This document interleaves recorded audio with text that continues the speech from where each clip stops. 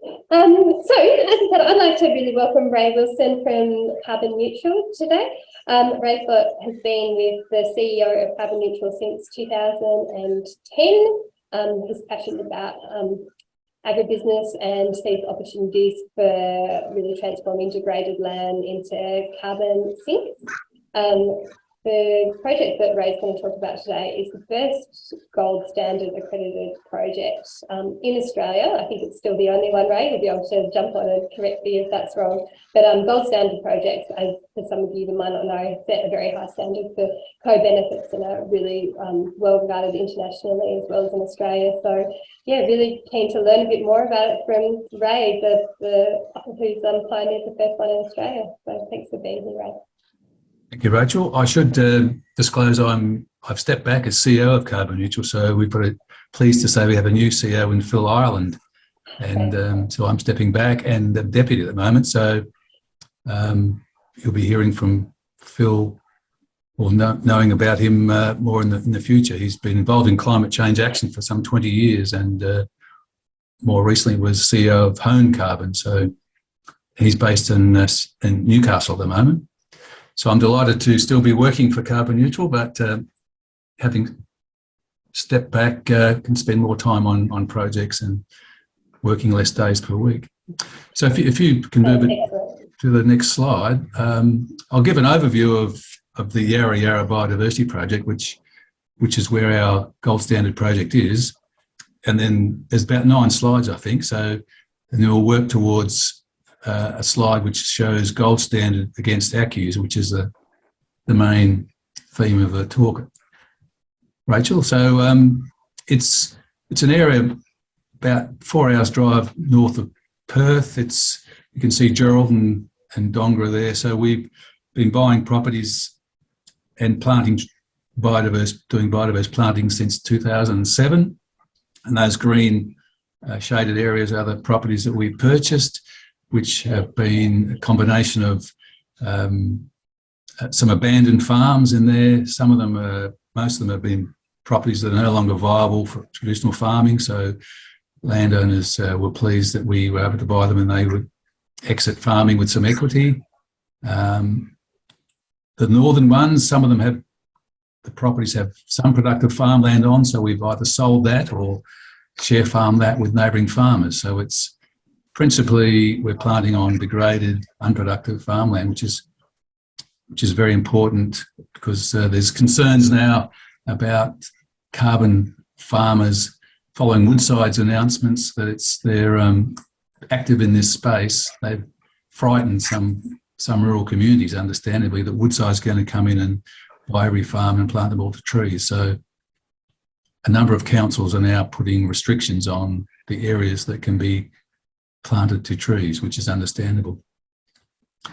So that's a 200-kilometre wide corridor. So it goes out to the rangeland areas. There's Charles Darwin Reserve, but the corridor it's from north-south. It's now quite large as we purchased properties and doing projects in the Mullawa region and further south into Three Springs region. So it's grown in size and shape over time. Also, it's important this week, hopefully later in the week, 7:30 ABC were up there they're doing a story for the 7:30 report. So that should be going to air later this week, which will hopefully be a good news story. It follows up the negative stories, the integrity issues about carbon farming. So they chose us to look at a real project.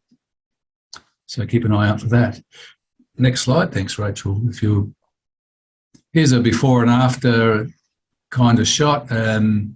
In that part of the wheat belt, over 90% of the land in the shires has been cleared for farming. So it's an amazing stat. But back in the 1950s and 60s, there was just massive clearing on a large scale, and a lot of the country farmers will tell you should never have been cleared for farming, but it has. So on the right is one of our plantings, just to show you the difference in and the scale of the areas with very little vegetation. So that's typical red. It's red soil mostly. Not that some of it's productive for farming, but a lot of it's not, and there's also increased salinity in some of the areas because of the removal of the trees. So next slide, thanks. So our carbon farming project, we've purchased about 20,000 hectares since 2007. Of that, we've restored or planted 16,000 hectares. And of the 16,000 hectares, 9,000 has been certified under the International Gold Standard. And to this day, that was back in 2015. So to this day, it remains the only Gold Standard certified project in Australia. And the reason for that is it's a difficult standard it's a complicated process to get certified. It took us over 12 months, but we're pleased we did it. And I'll explain the reasons why we did it a bit later. But we planted, in that 16,000 hectares, we planted over 30 million trees and shrubs. And it's under Gold Standard, there's a 15-year crediting period, and we estimate that the average yield, carbon yield, to be 114 tonnes of CO2e per hectare over that period, which equates to about 1 million tonnes. So over the 50-year period, we should be issuing 1 million tonnes of Gold Standard burrs. And that's shot in that. It's a typical shot of some of the plantings we've done in recent years.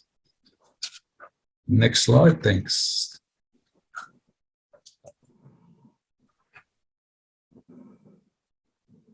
So why Gold Standard?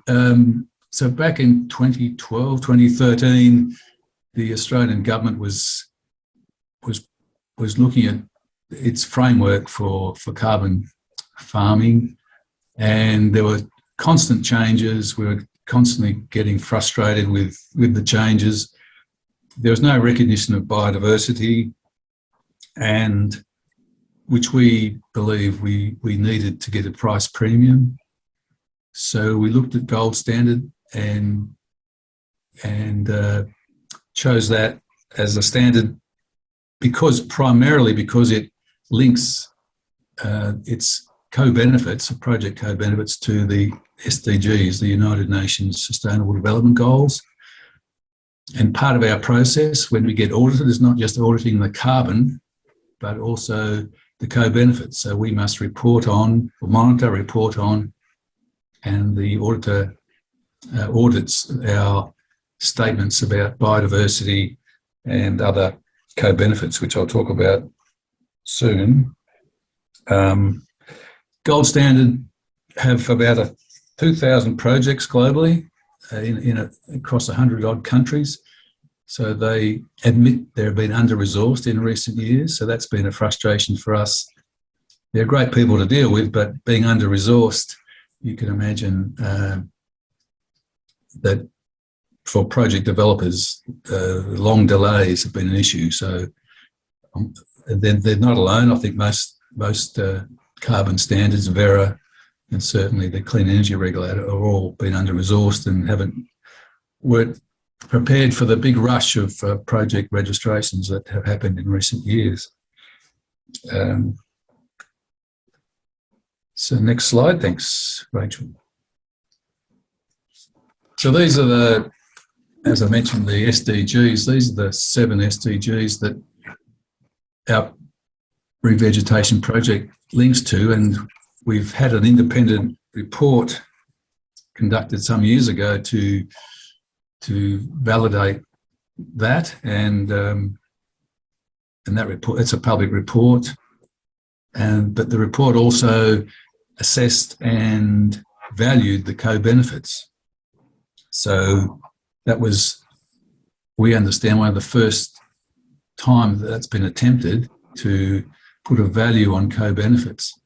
And The next slide gives an overview of the environmental, economic and social co-benefits that we believe, well, that our project delivers.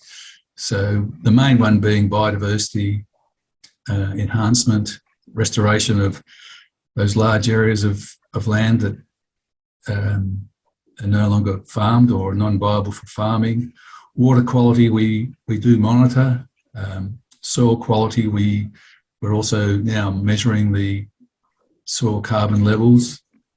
Local employment, the next slide will show the fact that we've employed a lot of people, a lot of casuals, but also some of the farmers that we've purchased their land and restored their properties have worked for us for a period. So they stayed in the farmhouse and the kids have stayed at school. And we're also looking to work with Indigenous groups. We've got a very good project in Esperance with a well-governed Indigenous group down there, Dalyarak, and they've said they'll help us work with Indigenous groups in the Midwest. So there's the environmental benefits take prominence in terms of biodiversity enhancement, but the socioeconomic benefits are quite significant, as the next slide will show. That report I mentioned, there's some key facts in the next slide. Thanks, Rachel. Where Point Advisory did a project which was done through the Carbon Neutral Foundation, or now called Carbon Positive. A Lottery West grant funded the measurement of the co-benefits assessment and valuation. And across the 8,699 hectares that our gold standard project is on, the biodiversity value was measured by using the biodiversity offset value for that part of the world, and they put a value of $3,000 to $7,000 per hectare on biodiversity benefit that we've created. And the regional economic impact was about $18 to $30 million, $2,000 to $3,000 per hectare. And in both those cases, at the time of the study, carbon prices are around $30 per tonne. And so when we work through the values on a per carbon credit or carbon offset value, biodiversity was a low of $29 per tonne and as high as 65, and regional economic impact between 52 and 83. So that was in both cases equal to or higher than the carbon value, which was quite an amazing outcome, and something that a lot of buyers don't appreciate. We get paid for the carbon value of a gold standard credit. We certainly promote the co-benefits, but at the end of the day, we're getting paid on the carbon value. We also created since 2015-16, some 43 FTEs. We employed a lot of casual people over time, and our contractors use their staff. So we estimated that 43 FTEs on 16,000 hectares. So I'm pleased to say the shires were pleasantly surprised by that number, that carbon farming is creating jobs in rural Australia. That's an important message to get across. So the next slide, the last slide, is a comparison of our gold standard project. We also register our projects under the ERF. So moving forward, all our projects, we will register them under gold standard next audit, but we also register them under ERF, which gives us the option of going with one of those standards, depending on, at the time, the prices and other aspects of demand. So we would opt for one or the other. Of course, you can't have them. You can't register a project under both when you do your first report, so we must choose between them. But The registration process under Gold Standard, so once we plant trees, we've got 2 years to register the project, so we can do it retrospectively. Under the ERF, it must be registered pre-project commencement, so before seedlings are ordered. So that's an important attribute for a developer. The carbon measurement under Gold Standard, we do on-ground biomass measurement. So we send out a team we've got 140 plots across that 9,000 hectares, and they must measure stem diameter for the bigger trees and canopy cover for the smaller shrubs. It's a tedious project, but it is actual measurement of biomass to calculate actual carbon, whereas under the ERF, we use the full cam projection. Most of you would be aware, it's a model, and it by nature must be conservative. Stakeholder engagement, under the Gold Standard, they have a very strict do no harm policy.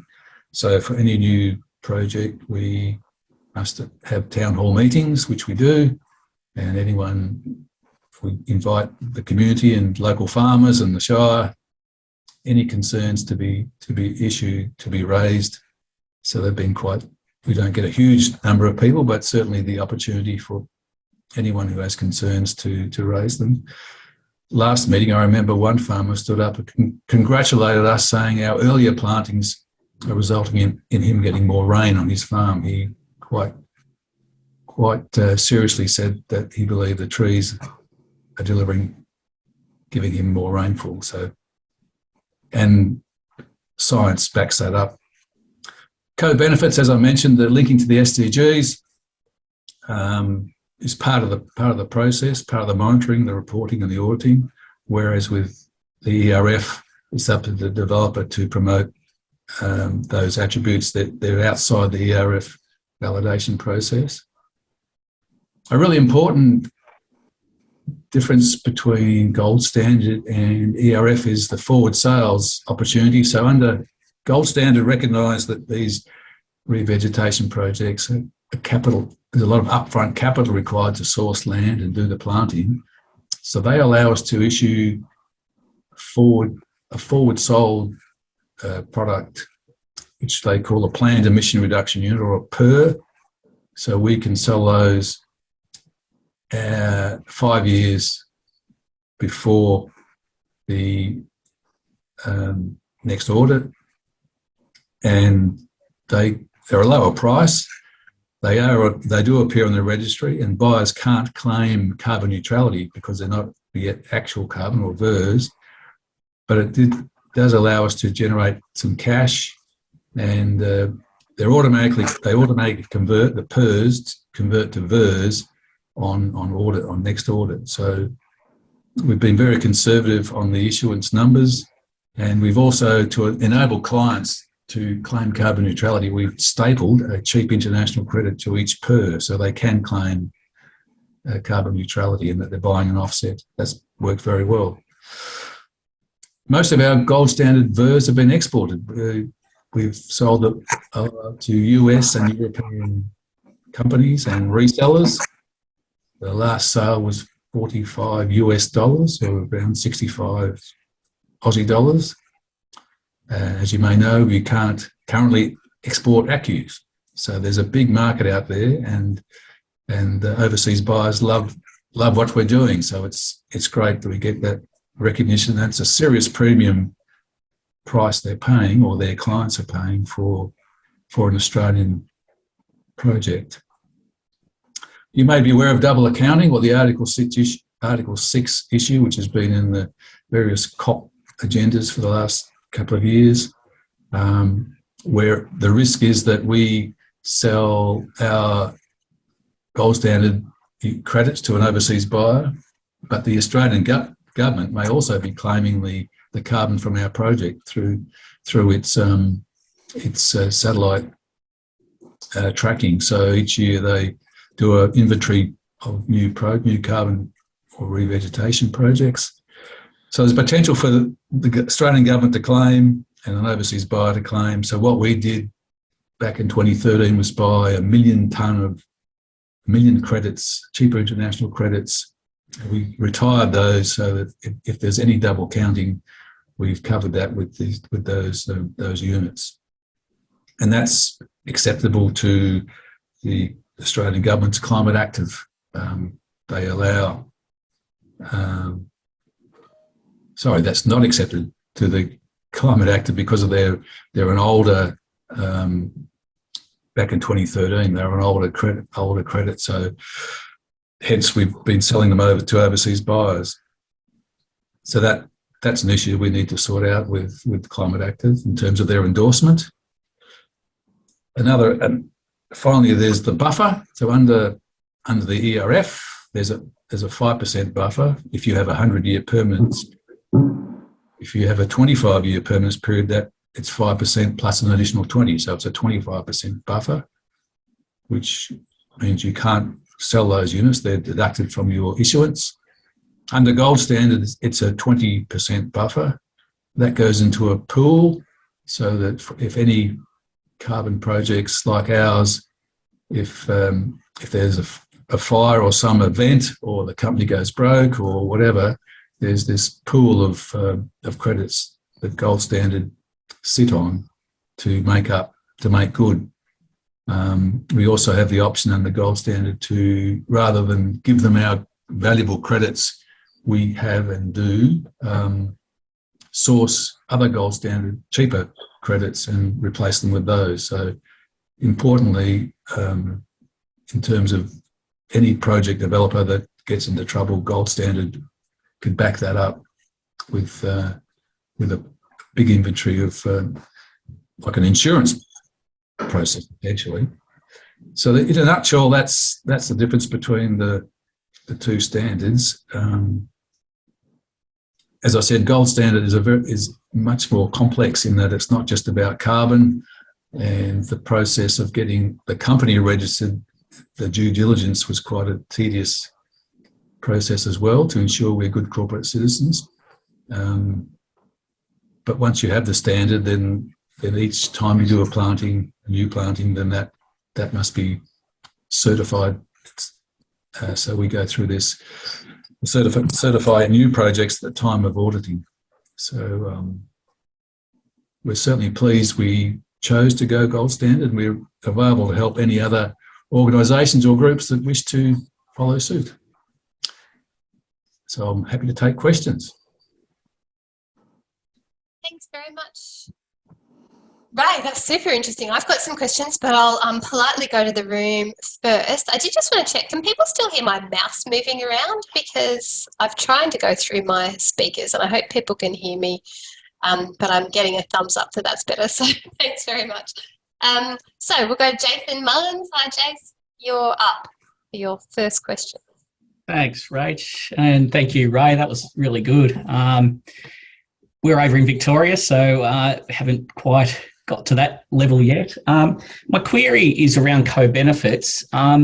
Just how were they determined from the outset, and who was involved? I saw the alignment with SDGs, but how were they? Did that also have local NRM or community engagement to develop those? And do they differentiate, or do they have nuances between sites? They certainly do. The co-benefit reporting and monitoring is, to be honest, is pretty basic at the moment. I mean, biodiversity, we do through citizen science, we do bird surveys, birds being a good indicator of habitat. We do measure water quality on a couple of sites. So it's relatively basic, but each year they're ramping it up. So over time, and certainly collaboration is important. We do have some collaboration with the Geraldton-based NRM, but we can certainly do more in that space. Yeah. And do you find that they're evolving, or you're learning more as you go with co-benefits, or they're pretty much they need to be set from the start?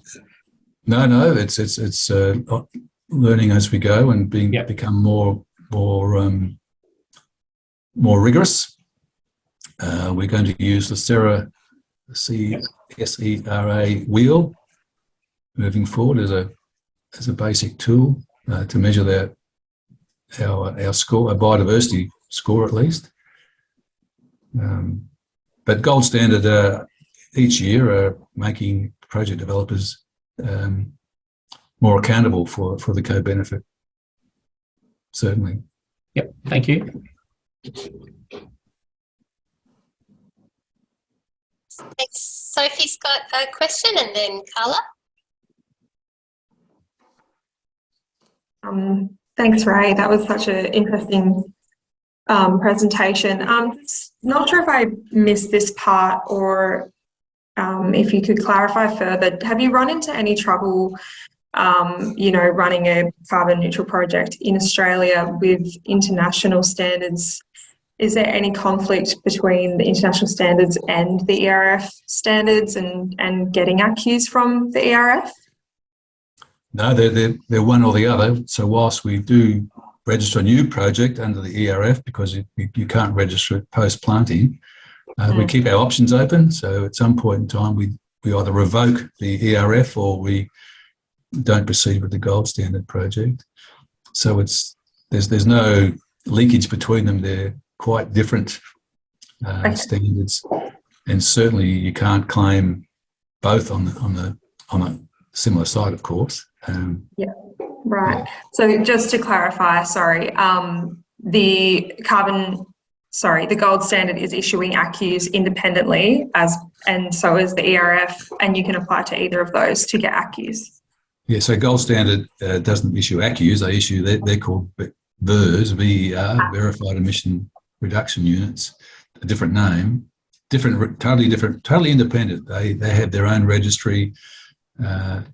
As does ERF has its own NRO registry. So, yeah, there's no crossover. Yeah. And at the end of the day, it's the market drives demand for that particular standard.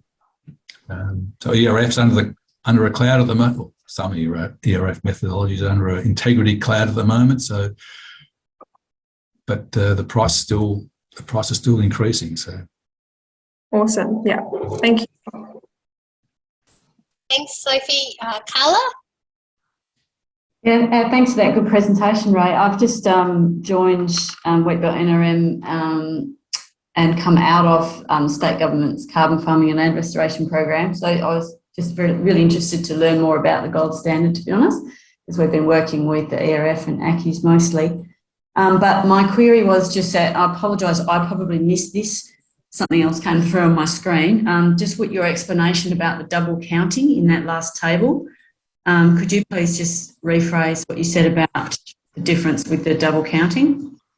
Yes, it's a big issue with cross-border trading of carbon credits, in that the host country, it could be a renewable energy project in India, or the Australian government's inventory measurement of new plantings by using satellite. I think twice a year, I think they have a satellite measure that.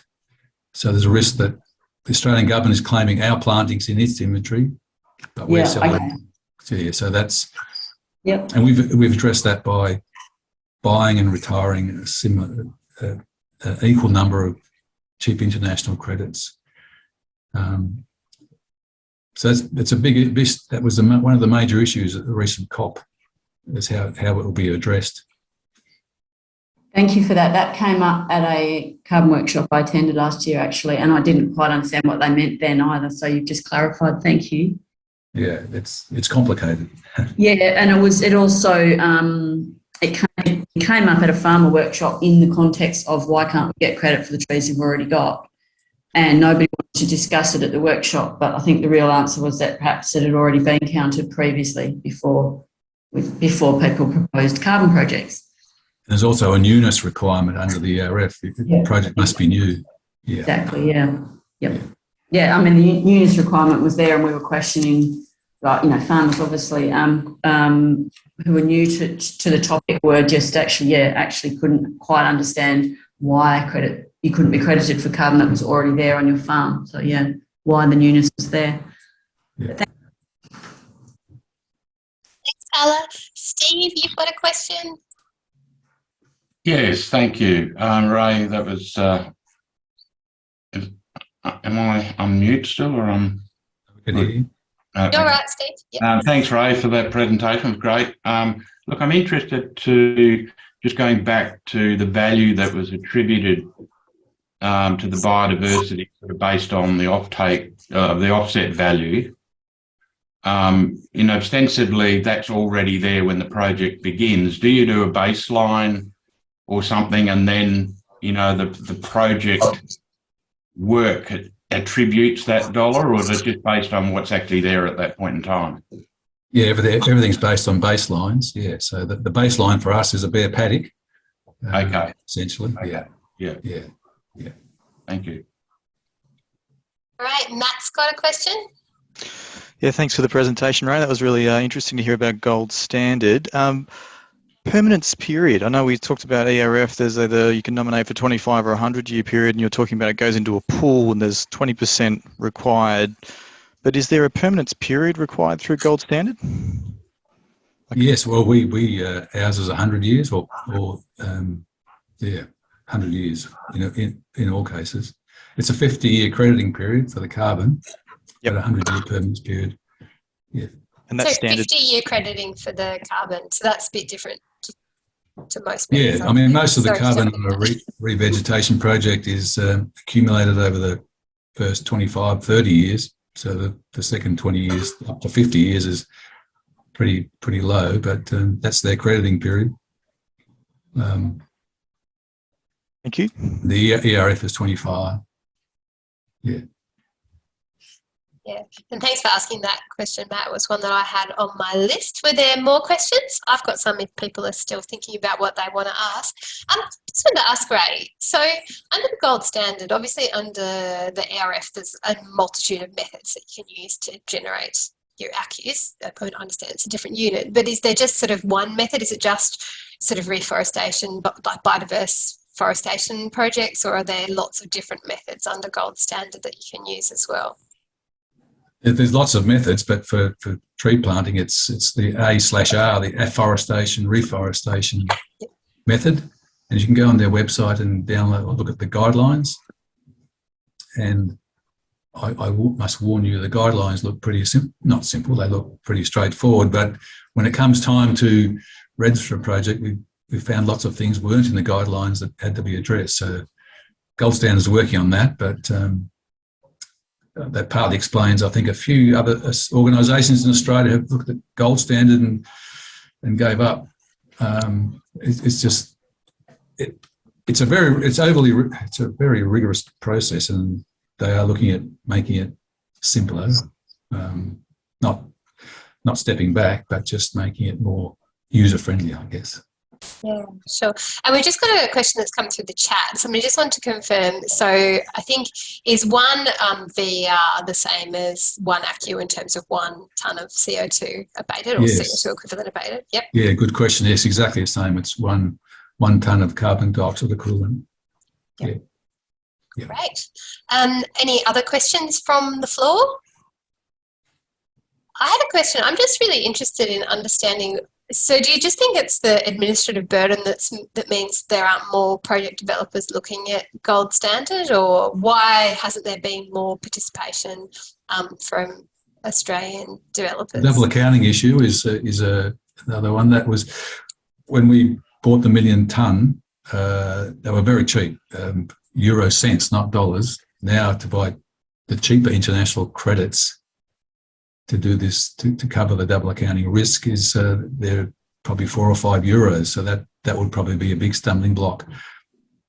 Isn't there a better way to do that, like to get it included within the national accounts so that you don't have to do that? Because obviously if you're, if you've got a very high integrity offset here, like an Australian gold standard project, then you don't want to necessarily be trading it off against some other I guess frameworks that just don't have as high integrity standards. You alluded to a lot of projects that have been in the media a bit lately. Obviously, through Guardian, Four Corners, there's a lot of issues around some Vero projects. So if you're trading off against them, then I suppose it might end up being that being concerns that it's not really like for like trade.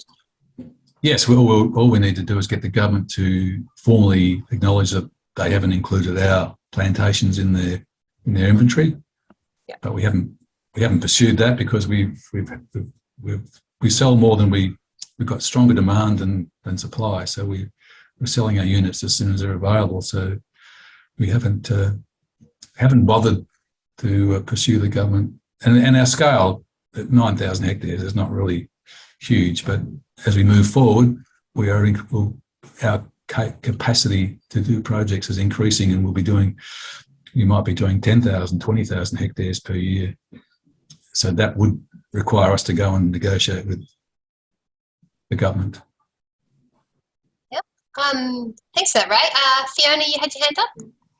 I was really just going to ask about that national inventory issue because, I just wasn't aware of that. I thought that it was all just what was captured and registered through the ERF. So yeah, I'm really interested in that. So it's just is that happening where they're just taking satellite imagery and and saying, well, we've got more trees, so we've got more carbon? Do you know that? I just wasn't aware of that. I can see how it could be an issue internationally, but I thought all of ours was accounted for through the ERF, but I could be completely wrong. It's not something I've ever come across before. Yeah, I need to do more research into it, but that's the understanding we've been advised that the government, as more revegetation happens Australia-wide, then the government, it impacts on a positive side for the government's climate change action. Interesting. But there are people better acquainted with that aspect than myself, or you can even go online and do a search. But thank you. Yeah, it's just very interesting. I'll be looking into that. Thanks, Fiona. And I'm really pleased that you raised that because for ages I've actually wanted to get the guys from the National Greenhouse Inventory to come and talk to the COP, because I've always been a bit confused about how they worked with consideration of just even tobacco use in the market, and it's quite sort of it's pretty detailed and hard to get across. So that might be something that we follow up if other people are interested, because I'd like to get a better understanding of it too. Stephen, you've got your hand up. Would you like to ask your question? Yes. Could you I don't think I understood fully, Ray. Could you talk about how you resolve that double accounting issue? This is under gold standards requirement, was that we estimated we'd be generating 1 million carbon credits over the next 50 years. So gold standards told us, because we couldn't demonstrate to them that the Australian government won't be claiming our plantings in this inventory, they said we must purchase and retire another carbon project. So we were able to get some cheap international credits. So quite an expense for us, but they were cheap at the time. They're not so cheap now. But we purchased 1 million carbon credits from an international project and retired them. And so Gold Standard were satisfied that if there is double counting, we've covered off on that through 1 million tonne of international credits. Thanks very much, Ray. I think Sophie's got a question, and then Rachel M. Yeah, sorry, just one more. I was interested in your perspective, Ray, on how the ease of applying through the gold standard versus the ERF for individual landholders who are trying to undertake projects, maybe with or without advisors or another group to help them. I would suggest that there would be need to be a corporate landowner with a big team of people to register a gold standard project. As I mentioned, it's quite complex, time consuming, rigorous.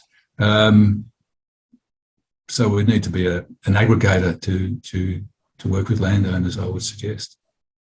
The ERF, even the ERF, most landholders say I only know a couple in Australia that have registered their own projects.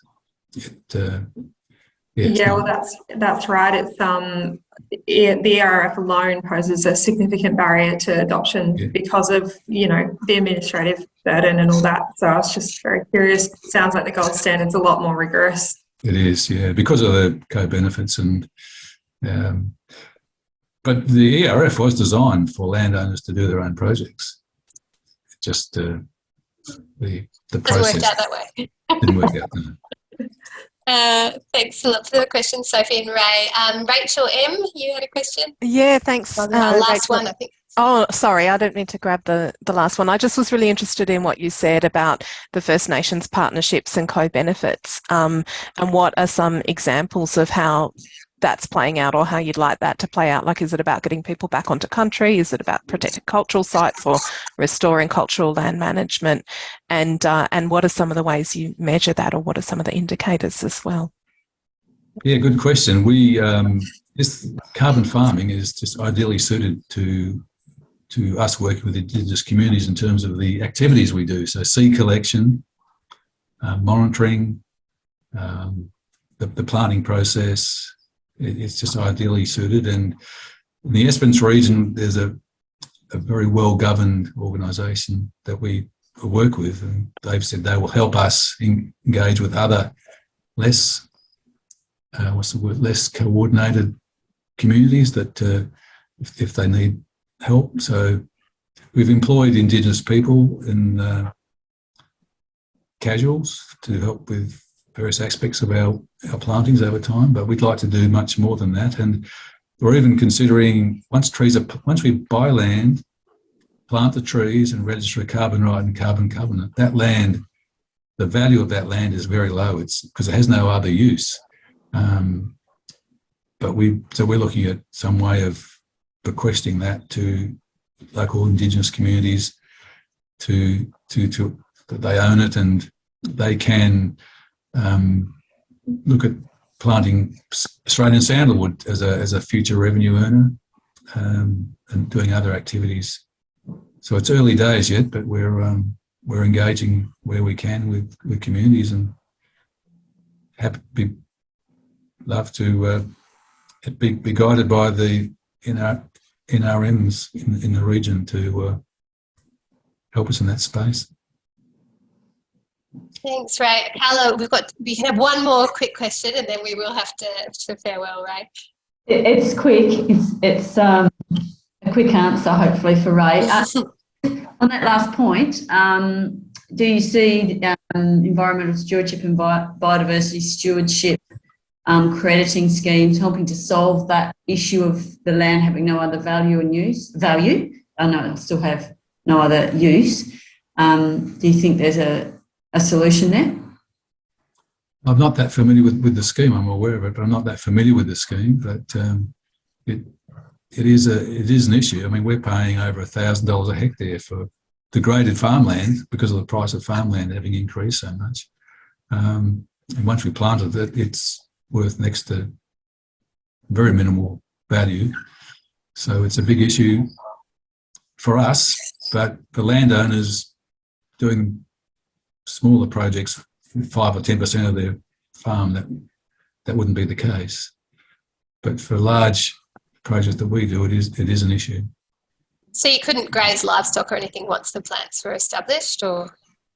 Or you can after 3 or 4, once they're established, but it has to be low density, low stocking density. And yeah, that's something in our covenant.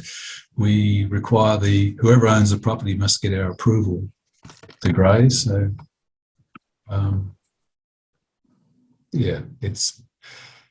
that's a challenge.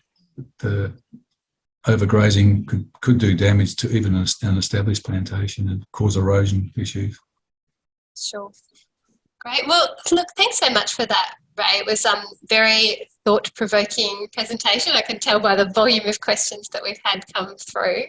That was, really interesting. And best of luck with your new role with the company going forward and having that bit of extra time off. But we certainly really appreciated your time today.